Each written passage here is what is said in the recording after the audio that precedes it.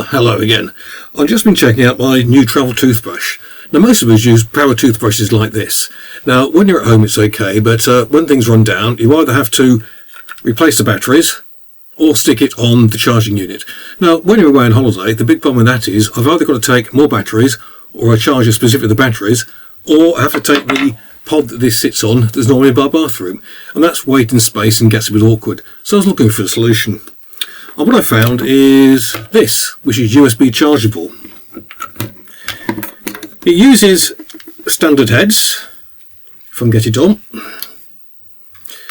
Uses standard heads like that, but it's got a little USB charging slot in here. So it's quite effective. To turn it on, I just press the button. Get 2 rates. As long as it runs for 5 seconds, when I press the button again, it'll turn off. The indicator lights here tell me what's going on, how fast I'm running. And when it's turned off, I can find out the charge rate. Now, if I connect a charger into here,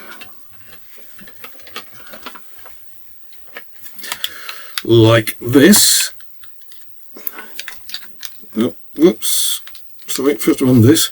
You can see from the lights here, you can tell me whether it's charging, fully charged, and the state of the charge. At the moment, it's charging quite well. Okay, so I think it's quite a handy little device, not that expensive, and no longer have to worry about taking batteries or specific chargers. Just take a USB-C lead and a charger, which I've got for all my other devices as well, so saves me a lot of time and weight on packing.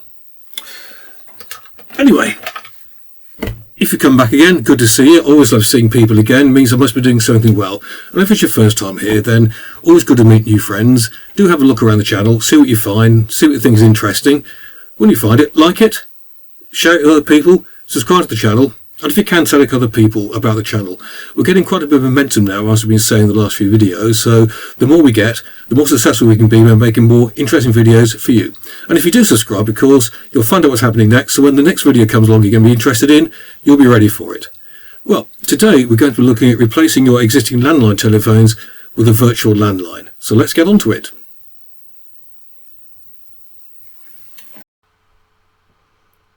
So why would you want to consider a virtual landline? Well, traditional telephone operators are dropping copper, the traditional way of doing telephone calls, and forcibly moving people onto digital services. But when they do that, there's going to be little flexibility and honestly quite a high cost. They want to retain their profit margins. And also there are people who are moving to full fibre away from the telephone network for internet, or even onto 5G. That's a service that uses the mobile phone signals to provide internet into a location.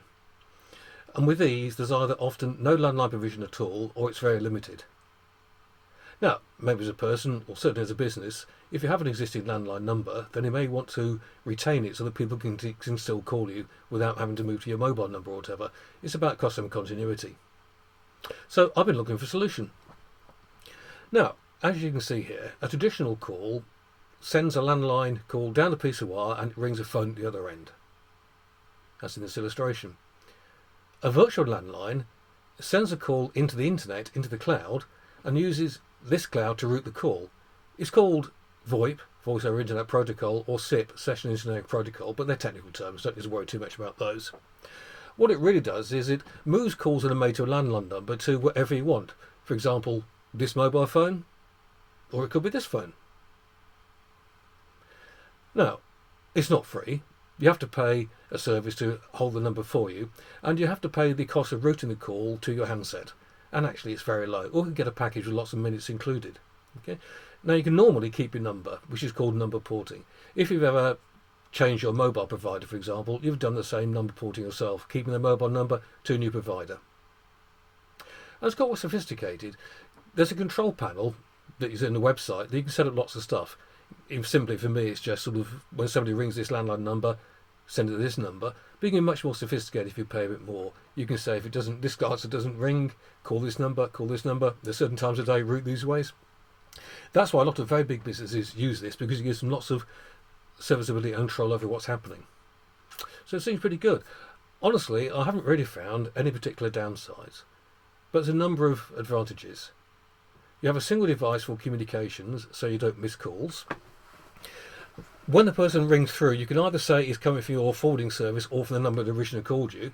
So unlike a landline, when somebody rings me and their number's transmitted through to my mobile, I can see who's ringing them if they're on my list of contacts, which I think is a great advantage because you're prepared to answer the call, you know what like it was going to be about. It also means that you can manage all your voicemails in one place. If everything comes into one device, then you can send it through, so you know where all your voicemails are, you know where to control the messages, all those sorts of things. Then, really, it's cheap.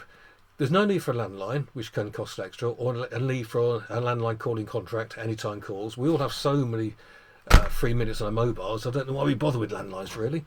Certainly for outgoing calls. As I say, it can be very cheap with calls in a package. So, to my mind, moving to a virtual landline really was a no-brainer. It's been saving me lots of money, increasing my sophistication, and it's making my life so much easier. So I'd recommend it for you. Now, as ever, I've really enjoyed making this video. If you've enjoyed the video, please like it. Please share it with other people, tell them about it, and subscribe to the channel if you haven't already. And indeed, if you can, get lots of other people to subscribe to the channel so we can continue the traction momentum we're getting on YouTube and move to a much higher space. If there's anything you want me to make a video about, drop it in the comments down below, or if you want to discuss anything about this video, send a comment and I'll do the best I can to reply to you. Next time we'll be doing an update on Google Gemini as it's getting more advanced, so I'm hoping I'll see you then. Bye.